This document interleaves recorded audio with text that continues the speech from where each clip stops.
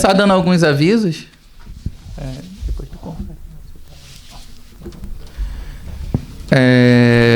Como todo mundo já sabe, né? O Benjamin e a Carla estão ainda lá no Brasil. A Carla ainda está se recuperando lá da cirurgia. A princípio, eu acho que mais uma semana ainda. Na outra semana, se tudo der certo, se Deus quiser, eles vão estar aqui conosco de volta, amém? Temos também o fim do ano, dia 31. Nós vamos passar aqui reunidos, quem quiser. A gente tem uma listinha ali atrás para quem for participar. Você pode botar seu nome ali. Se você for trazer alguma coisa, a gente vai fazer aqui um junta-panela. Cada um traz um pouquinho, todos comem junto. Vamos orar um pouco aqui, vamos cantar e passar o ano juntos, amém? Então, se você quiser participar, você está convidado. Então, vamos para a palavra? Amém? Quantos aqui já ouviram o termo discípulo? Amém? Queria ler com vocês lá em Mateus 28, versículo 18 ao 20.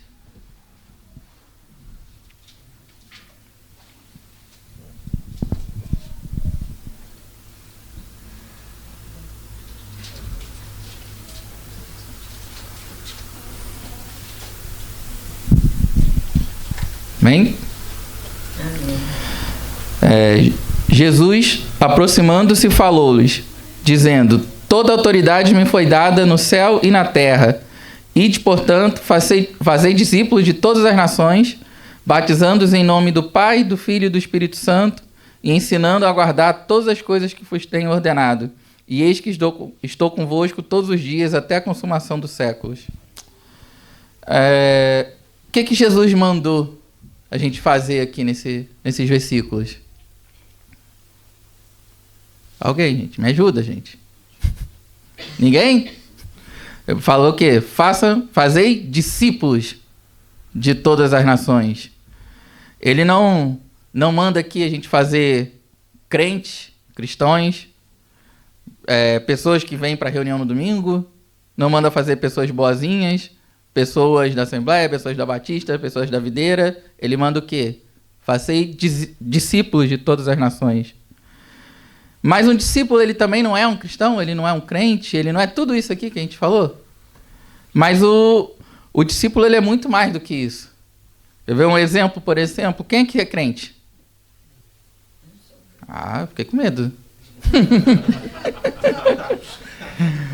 mas o que é crente? O que significa a palavra crente? Vou pegar lá no dicionário. Cadê? Crente significa aquele que crê em alguma coisa ou alguém. Não é o que crê em Deus, é o que crê. Ou seja, o ímpio é crente? Ele não crê em alguma coisa ou alguém? Tem muito ímpio que crê em Deus, inclusive, só não quer, mas ele crê. Vamos mais além. O ateu é crente? Ele não crê que Deus não existe? Ele crê. Ele crê que ele não existe. Então, não, mas a Bíblia não está falando desse caso. Ele fala de pessoas que creem em Deus. Então, vamos um pouquinho mais fundo. O diabo crê em Deus? O diabo crê e teme. Mais do que a maioria de nós. Então, assim, a Bíblia não falou para fazer só crente, por quê? Crente é aquele que crê, só um pedaço. É só uma parte. A Bíblia fala de discípulos porque ela engloba o discípulo, ele crê, ele segue a Cristo, que é o cristão, ele vai vir nas reuniões, ele vai fazer todas essas outras coisas. Então, por exemplo, a palavra discípulo na Bíblia, ela aparece no Novo Testamento 260 vezes. Quantas vezes aparece crente na Bíblia? 15 vezes em toda a Bíblia. Ou seja, Jesus, os apóstolos, eles chamavam a igreja, ou mandavam a igreja ser o quê? Discípulos de Jesus. Mas o que é um discípulo?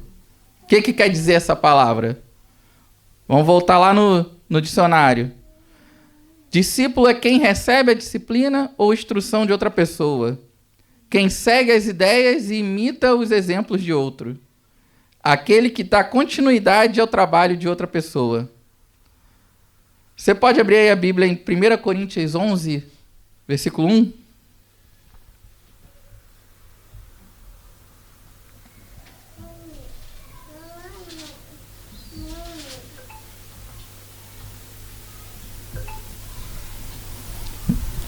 Bem?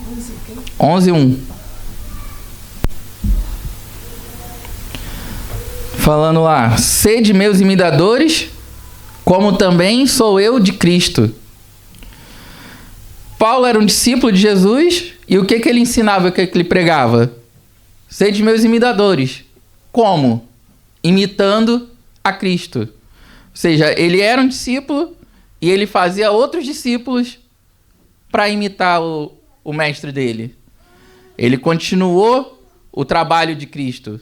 Amém? Você pode abrir aí também João 8, 31 e 32?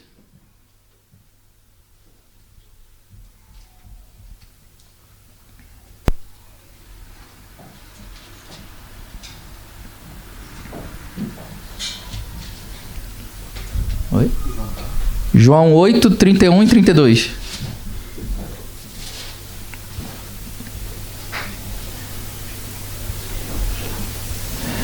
Jesus dizia, pois, aos judeus que criam nele, se vós permanecerdes na minha palavra, verdadeiramente sereis meus discípulos, e conhecereis a verdade, e a verdade vos libertará.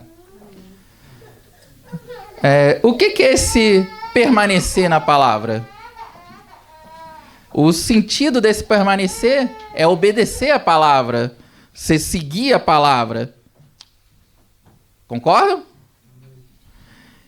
E esse se vós permaneceres, o que é o se no português? Vamos lá, eu sou ruim em português, mas eu pesquisei um pouquinho no Google. Ele é o se é uma conjunção de condição, ou seja, é algo condicional. Se nós permanecermos na palavra, nós seremos os seus discípulos.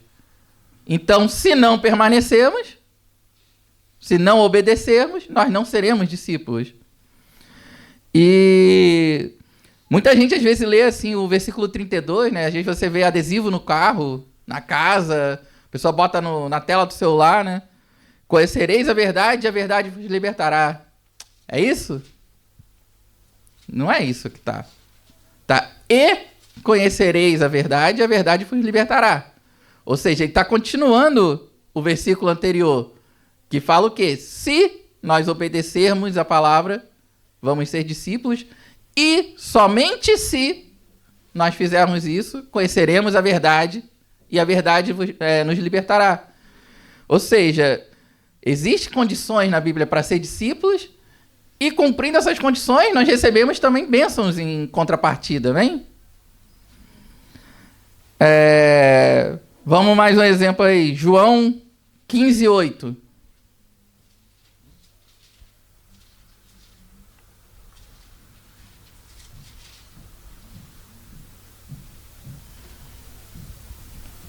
Oi? Nisto é glorificado meu Pai, que deis muito fruto, e assim sereis meus discípulos.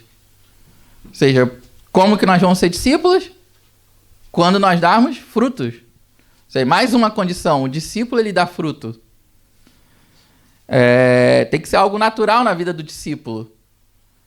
Vamos a mais um exemplo, João 13, 35. Volta um pouquinho.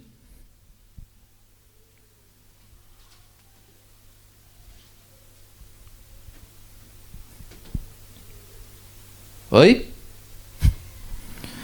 Nisto todos conhecerão que sois meus discípulos, se vos amardes uns aos outros. Ou seja, mais uma condição para ser discípulo.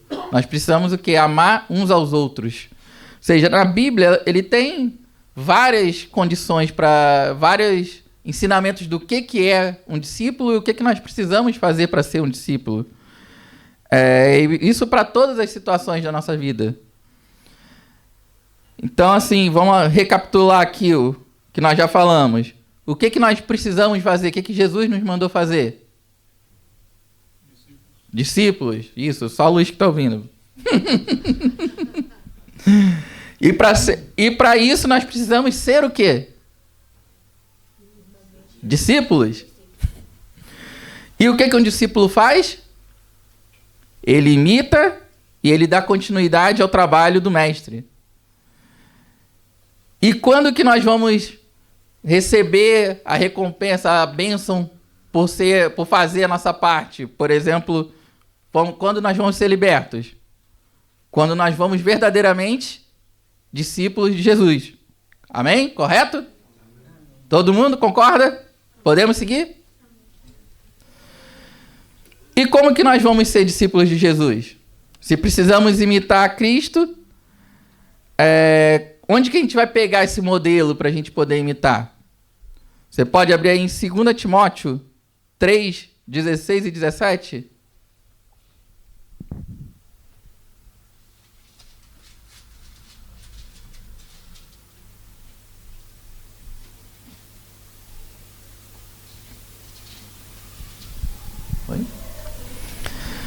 Toda a Escritura é inspirada por Deus e útil para o ensino, para a repreensão, para a correção, para a educação na justiça, a fim de que todo homem de Deus seja perfeito e perfeitamente habilitado para toda boa obra.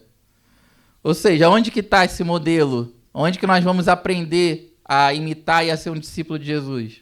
Na palavra, né? Na Bíblia. Bem, vocês estão aqui?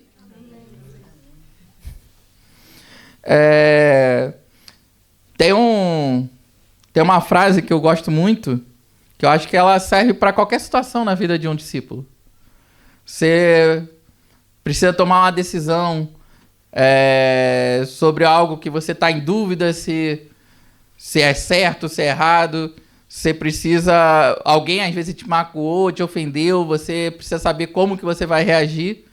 E tem uma frase muito legal que ela fala: o que Jesus faria em meu lugar? Ela resolve 100% da nossa vida. O que Jesus faria aqui? Se eu tenho que imitar ele, eu preciso fazer o que ele faria, certo? Então, se você sempre seguir essa pergunta, você sempre vai tomar a decisão certa na sua vida.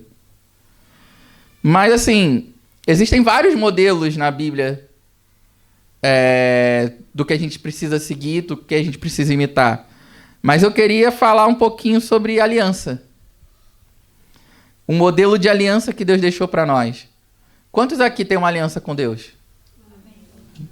Hein? Deus deixou na palavra algumas alianças que ele fez com os homens. Por exemplo, lá em Gênesis, ele fez 2 alianças com Adão. A primeira lá em Gênesis 1, você pode abrir Gênesis 1, 26.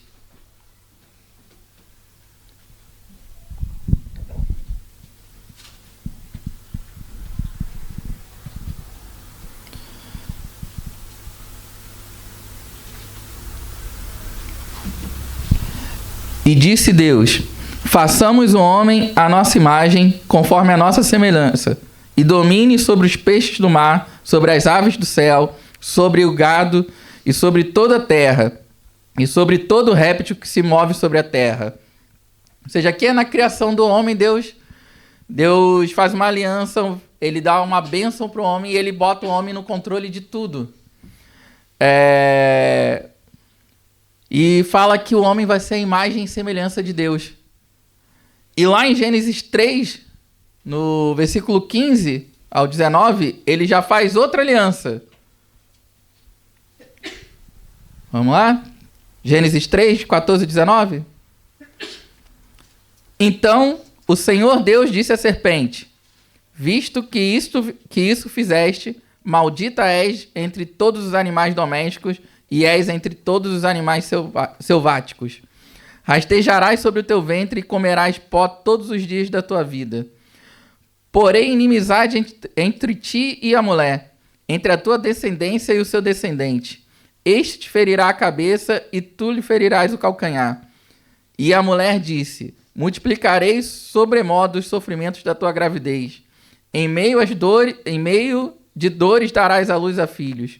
O teu desejo será para o teu marido e ele te governará. E Adão disse: visto que atendeste à voz da tua mulher e comeste a árvore que eu te ordenara não comesse, maldita é a terra por tua causa. Em fadigas obterás dela o sustento diante dos dias da tua vida. Ela produzirá também cardos e abrolhos, e tu comerás a erva do campo. No suor do rosto comerás o teu pão, até que tornes a terra, pois dela foste formado, porque tu és pó, e ao pó retornará. Ou seja, Deus primeiro faz uma aliança, ele declara a bênção sobre o homem, e quando o homem cai, ele recebe também a consequência, a maldição que isso causou para ele e para toda a descendência dele. E seguindo mais um pouquinho, lá em Gênesis 9, Deus já faz outra aliança, dessa vez com Noé. Você pode abrir aí, Gênesis 9, 1 e 2.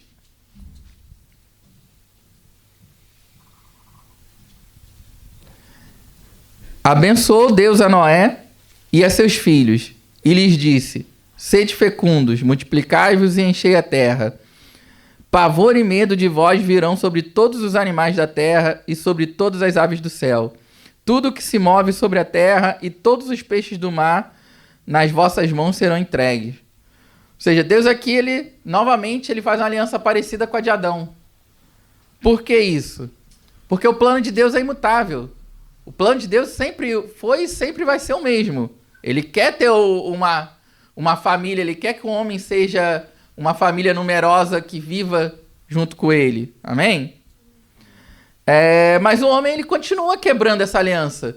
E Deus continua renovando. Por exemplo, lá em Gênesis 12, 13, no 17, em alguns capítulos, né? Ele faz novas alianças com Abraão dessa vez. Ele fala lá que Abraão vai ser o pai, todo mundo conhece aqui, né? Vai ser o pai de muitas nações. Todas as nações do mundo, as famílias do mundo seriam abençoadas através da descendência dele. Ou seja, Deus, ele faz várias alianças com o homem, e o homem na história ele vai quebrando várias alianças.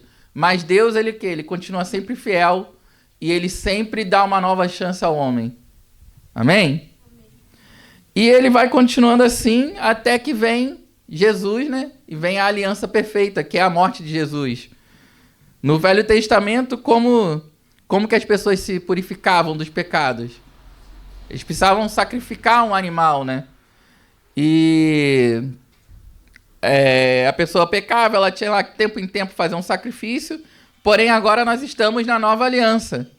A aliança que foi feita com o sangue do Cordeiro, que é o sangue de Jesus que nos lava de todos os pecados, e que através dessa aliança nós recebemos a salvação pela graça. Amém? Nós não precisamos mais se submeter ao fardo da lei, porque agora nós temos a graça. Que existem outras contrapartidas, mas que nos salva não por nosso mérito, mas porque Deus é bom e Ele nos deu essa graça. Amém? E o que eu queria dizer com isso tudo? Por enquanto nada, porque a gente ainda não começou. Isso foi só um pequeno contexto para a gente começar o nosso assunto. Porque eu queria, baseado aqui no que a gente falou, a gente já viu o quê? Que a gente precisa ser discípulo. O discípulo é aquele que imita o mestre. E o modelo que foi deixado está onde? Está na Bíblia. E nós vimos o modelo de aliança de Deus com o homem. E o que eu queria falar mesmo hoje é sobre a aliança entre irmãos. A aliança entre nós. Qual o exemplo, qual o parâmetro que Deus deixou para nós de aliança? Eu queria usar alguns modelos, 2 modelos na verdade. Você pode aí abrir a sua Bíblia em Marcos 12, do 28 ao 31.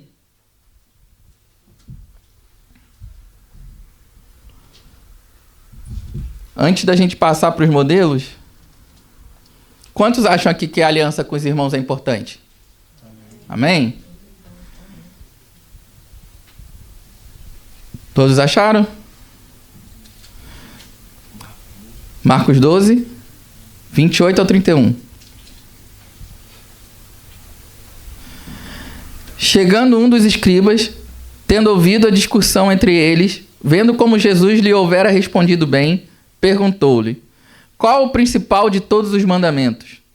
Respondeu-lhe Jesus: o principal é: ouve, ó Israel, o Senhor nosso Deus é o único Senhor.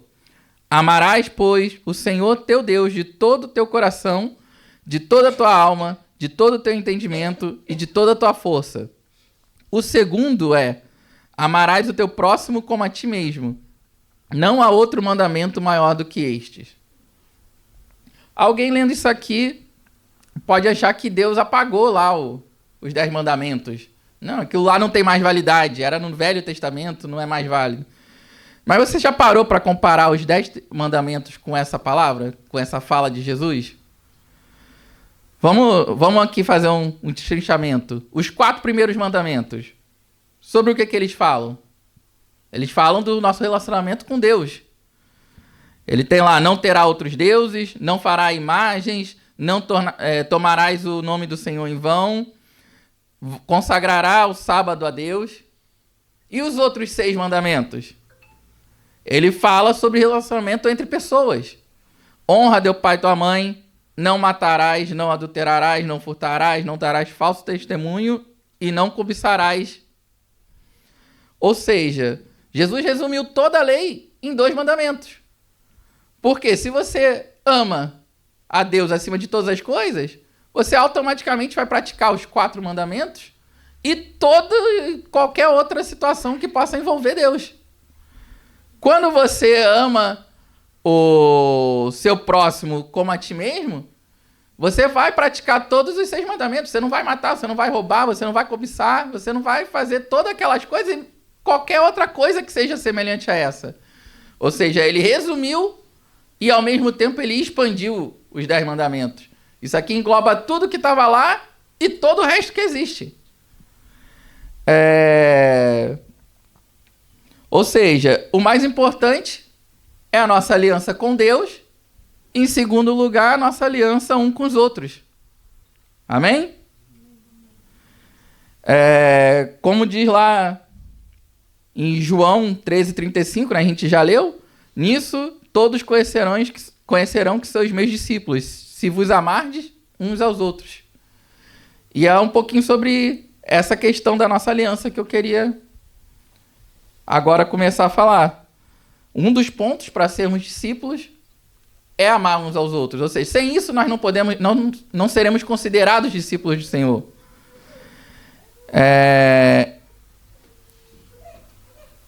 E para fazer isso, para amar, nós temos que também seguir o modelo.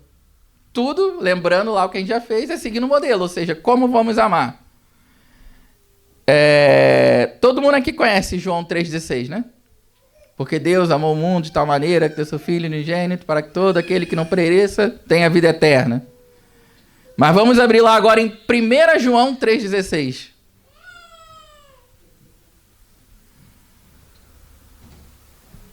É mais ou menos a mesma comparação. João 3,16 fala do amor de Deus. 1 João 3,16 vai falar o quê?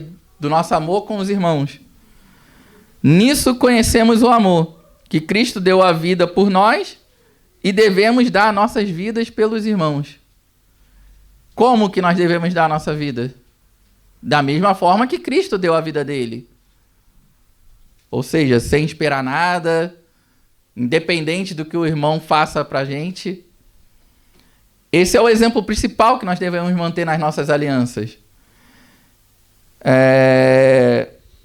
E os 2 exemplos que eu queria falar, eu queria começar com o exemplo de Ruth e Noemi. Quantos aqui conhecem a história de Ruth e Noemi? Dá um pequeno contexto, rápido, para a gente poder falar um pouquinho. Teve uma crise em Israel. O marido de Noemi achou melhor eles fugirem daquele local. Porém, mesmo assim, ele e todos os filhos morreram. Sobrou Noemi e viúva e 2 viúvas dos filhos dela, que era Ruth e Orfa. E naquele tempo existia uma lei, que a mulher, quando ficava viúva, ela poderia se casar com um irmão do marido para ela não ficar desamparada. Lembrando aqui da época que a gente estava, a mulher naquela época não tinha como se sustentar, ela dependia do marido. Então, para ela não ficar ali desamparada, não virar uma mendiga, ela casava com outro filho, com algum irmão. Só que nesse caso aqui, Noemi perdeu todos os filhos, não tinha mais irmão. E o que Noemi, vendo isso, né, vendo a situação dela, que elas iam ficar das noras, o que ela faz? Ela, não tendo mais nada para oferecer, ela manda elas duas voltarem para as casas das famílias dela, porque lá elas seriam cuidadas, poderiam, de repente, casar de novo e seguir a vida. E vamos ler o resultado disso lá em Ruth 1, versículo 14 a 17. Esse é facinho, tá lá entre Gênesis e Apocalipse.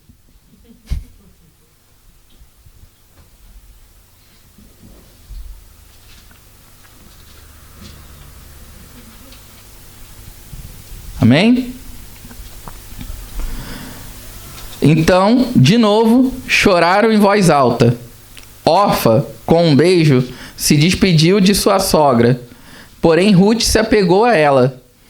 Disse Noemi: eis que a tua cunhada voltou ao teu povo, ao seu povo e aos seus deuses. Tu também tu volta após a tua cunhada. Disse, porém, Ruth: não me inste para que te deixe e não me obrigue a não te seguir-te. Porque aonde quer que fores, irei eu. E onde quer que pousares, ali pousarei eu. O teu povo é o meu povo. O teu Deus é o meu Deus. Onde quer que morreres, morrerei eu. E aí serei sepultada. Faça-me o Senhor o que bem lhe aprouver, se outra coisa que não seja a morte me separe de ti. Quantos aqui tem uma aliança dessa? Chamado morte, compartilhando a localização. Cala a boca, Siri. De vez em quando mesmo. Normal, é enxerida. Bom, quantos aqui tem uma aliança dessa com alguém? Com algum irmão? Com algum... Às vezes nem com esposa, com marido, às vezes a gente tem uma aliança desse nível, né? E... Ah, Siri me atrapalhou. Mas qual era aqui o cenário dessa aliança? Noemi não tinha mais nada para oferecer. Noemi não tinha mais filhos, não tinha como se sustentar, não tinha como sustentar as noras, mas sem precisar de nada, sem nenhum interesse, como ela não tinha mais nada para ganhar. Ela só podia oferecer. Ruth ainda foi lá e manteve a aliança dela e ficou com Noemi. E como somos nós?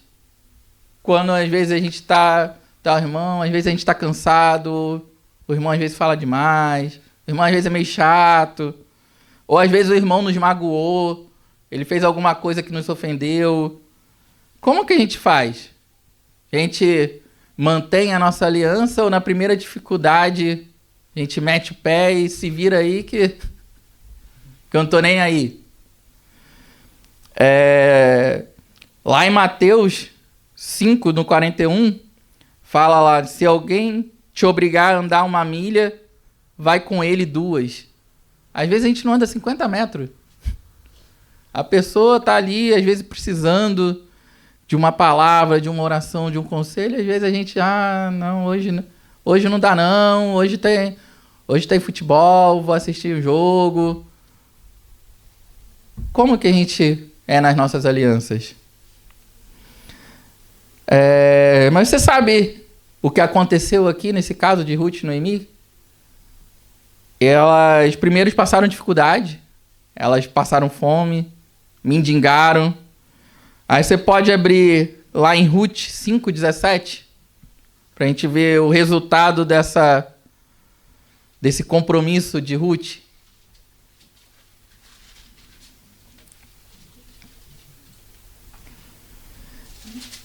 Cinco 17, Ruth. Então é 4, então. Sorry. Pra ver se vocês estavam atentos, gente. Eu escrevi 4 em cima e escrevi 5 embaixo. As vizinhas lhe deram nome, dizendo: a Noemi nasceu um filho, e lhe chamaram Obed. Esse é o pai de Jessé, pai de Davi. Isso aqui é o que? O filho que Ruth teve e deixou com Noemi. O que Ruth virou depois de permanecer na aliança dela? Ela simplesmente virou a avó do rei Davi, de um dos homens mais importantes da Bíblia.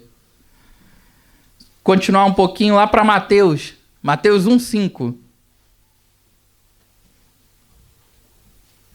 Lá está falando da genealogia de Jesus, né?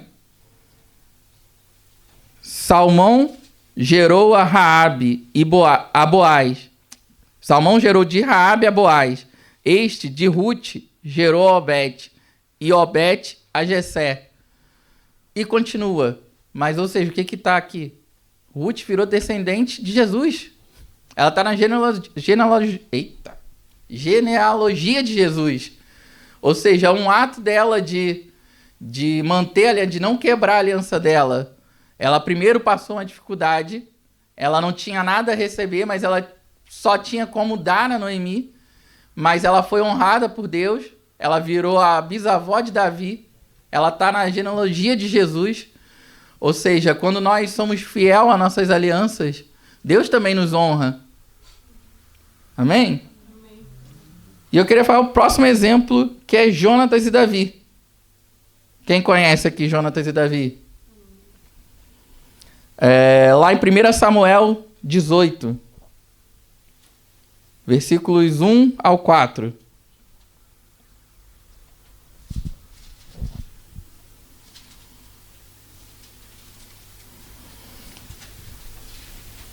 Viu que hoje vai ser rapidinho de novo, né? Manter a meta até 11h40.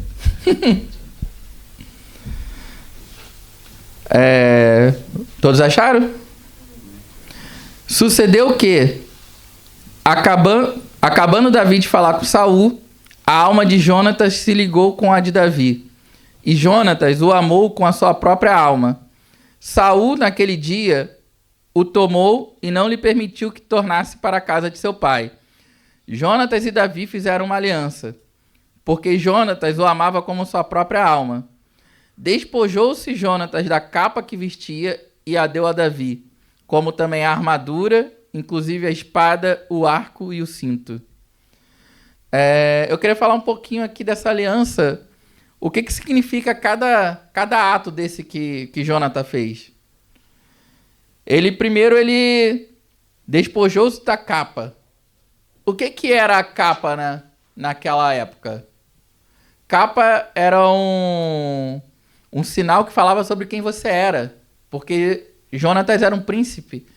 E a capa naquela época era usada por pessoas que tinham posses, pessoas que eram importantes.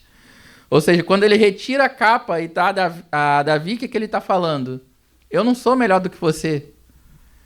Eu não sou mais importante. Nós estamos no mesmo nível. Ou seja, quando nós entramos numa relação, nós não podemos entrar se achando superior aos outros.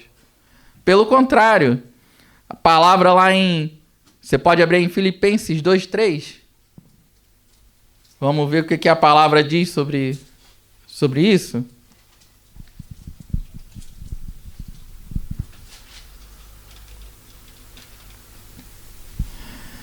Nada façais por partidarismo ou vanglória, mas por humildade, considerando cada um os outros superiores a si mesmo. Ou seja, primeiro ponto aqui, Jonatas, ele tirou a capa para não se considerar superior a Davi. Depois ele retira as armas. Ele tira a armadura, a espada e o arco. E aqui existem 2 significados nisso. O primeiro, você tira a arma para não ferir a outra pessoa. Você está falando, eu estou desarmado para a nossa relação. Você entra naquela relação sem estar desarmado, sem nenhuma desconfiança, sem nenhum julgamento. Você está pronto para confiar e esperar o melhor daquela pessoa. E o outro significado é que quando você também entrega suas armas, você tá pronto para entrar numa relação sem medo, sem reservas. Você não tem medo de ser ferido. Você sabe que a pessoa pode até te ferir, mas você entra porque você se entrega independente do que você vai sofrer para poder manter aquela aliança, para poder manter aquele relacionamento. Amém? E o cinto? O cinto ele era usado o quê? Para dar firmeza, para dar sustentação. Ou seja, o que isso quer dizer? Que uma aliança, você precisa dar suporte um para o outro. Você precisa levar a carga um dos outros. Lá em Gálatas 6, no versículo 2, fala: levai as cargas um dos outros, e assim cumprireis a lei de Cristo. Amém? E olhando esses dois exemplos aqui de aliança, como que nós podemos dizer que tem que ser uma aliança entre irmãos? Separei aqui 5 pontos para a gente colocar nas nossas alianças. Primeiro, não devemos esperar nada em troca, e sim nos doar para outra pessoa. 2, não devemos nos considerar melhor ou maior do que ninguém. 3, devemos entrar em qualquer relacionamento desarmado de qualquer desconfiança. 4, devemos nos relacionar sem reservas e sem medos de sermos feridos ou traídos. E 5, devemos ajudar os nossos irmãos a carregar as suas cargas. Quantos querem ter uma aliança desse nível com os outros? Eu já falei com algumas pessoas, eu tinha esquecido que hoje era o dia da ceia. Eu tô com esse tema de aliança no coração já desde a semana passada, retrasada. E na sexta-feira eu estava finalizando ali de escrever a palavra, e aqui nesse último ponto de Jonatas e Davi eu lembrei, né? Pô, aliança fala também de ceia, né? E do nada veio aquela... Caramba, tem que comprar as coisas para ceia, vai fechar o mercado. Não vou estar em casa amanhã. E eu mandei mensagem pro Luiz, desesperado: Luiz, vende pão aí. Assim, eu não gosto muito de falar essas coisas. Quem me conhece sabe que eu não gosto desses jargões. Mas eu tenho muita convicção que foi o Espírito Santo que colocou essa palavra no meu coração. Primeiro porque ele tinha que me lembrar da ceia, para poder comprar as coisas. Mas, acima de tudo, eu acho que ele quer falar conosco, para a gente ter como estão as nossas alianças. Como que nós estamos fazendo com aquelas pessoas que estão do nosso lado, que precisam de nós. Nós vamos ceiar aqui hoje, nós vamos lembrar da nossa aliança com Deus, mas também da nossa aliança entre nós, entre irmãos. E eu queria tocar uma música aqui agora, né, nesse momento de ceia, que ela fala um pouquinho sobre isso, sobre andarmos lado a lado com os nossos irmãos na angústia, nas dificuldades, de nós amarmos nossos irmãos sem distinção, sem preconceitos. E eu queria convidar você a ceiar aqui conosco, se alguém puder aqui distribuir os elementos aqui. Mas você pode, quando nós estivermos tocando aqui, cear sozinho ou com alguém. Mas quando você acabar, enquanto ainda estamos aqui tocando a música, eu queria te convidar, se você tem alguma aliança quebrada aqui hoje, que você possa procurar o irmão, renova a sua aliança com o seu irmão. Se você não tem nenhuma aliança quebrada, faça uma aliança nova hoje com alguém. Saia do seu lugar, não pega sua esposa, a pessoa que está do teu lado, vai alguém que você não conhece, alguém que você tem pouco contato, faça uma aliança com essa pessoa. Amém? Quantos querem fazer isso hoje? Amém? Amém,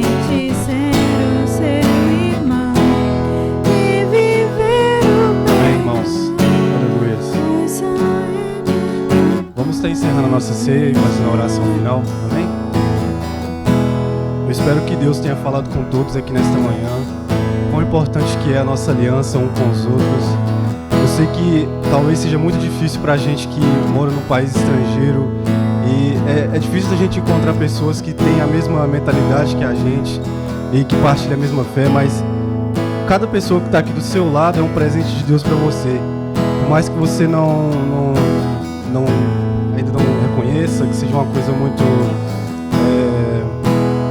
difícil de entender às vezes, mas as pessoas que Deus coloca na nossa vida sempre tem um propósito e não importa de onde ela veio, não importa a cor da sua pele ou a sua altura, se você é um pouquinho mais magro, um pouquinho mais... Isso não importa, Deus não está olhando isso, Deus está olhando os nossos corações. E eu tenho certeza que cada um de vocês é especial para mim, cada um é especial um para os outros. E que Deus continue trabalhando nas nossas vidas e também nas nossas alianças aqui na nossa igreja. Vamos orar então, em nome de Jesus, entregando essa ceia. Senhor, meu Deus, meu Pai, Pai querido, Pai amado, Senhor, eu queria te agradecer, Pai, por cada pessoa que está aqui. Eu queria te agradecer, meu Pai amado, por cada coração que o Senhor abriu nesta manhã. Cada pessoa que se disponibilizou, meu Pai amado, sair nesse frio de menos 3 graus lá fora para estar aqui te adorando, Senhor. O Senhor sabe, meu Pai amado, que nós somos seres humanos e muitas das coisas que a gente faz, meu Pai amado, é um sacrifício para a gente. Mas nós entendemos, Pai, e reconhecemos que o maior sacrifício já foi feito e que sair num frio no domingo, meu Pai amado, é pouco comparado com aquilo que o Senhor passou na cruz. E hoje nós estamos aqui, Senhor, te agradecendo e reconhecendo, Pai amado, esse sacrifício que o Senhor fez. Nós levantamos, meu Pai amado, nossas vozes até os céus, Pai. E com essa ceia, Senhor, nós lembramos do seu sacrifício. Através dessa ceia, meu Pai amado, nós pedimos a tua bênção para a semana que vem.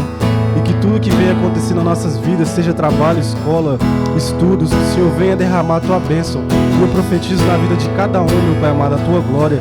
Eu profetizo, Senhor amado, na vida de cada pessoa que está aqui, meu Pai amado. Que o Senhor venha encher a vida deles de bênção. Não só, meu Pai amado, materialmente, mas espiritualmente. Que elas voltem para sua casa, os seus trabalhos enchidos e renovados. Que eles venham, meu Pai amado, ter azeite em sua lâmpada, Senhor.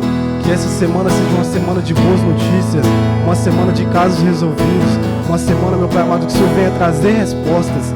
Que as pessoas, meu Pai amado, meus irmãos, que eles venham, meu Pai amado, a ser cheios da Tua presença e cheios de coisas boas na vida deles, Pai. Porque nós sabemos que nós somos filhos de Deus, Senhor. Nós não somos órfãos, nós somos filhos de Jesus, nós somos filhos de Deus. E nós te agradecemos por esta ceia, Pai, por este culto. Em nome do Senhor amado, Pai. Amém? Amém. A gente vai ter agora, eu acho que tem um lanchinho, espero. Então, fica um pouquinho aí mais conosco. Não vai embora rapidinho não, vamos ter comunhão aqui uns com os outros, amém?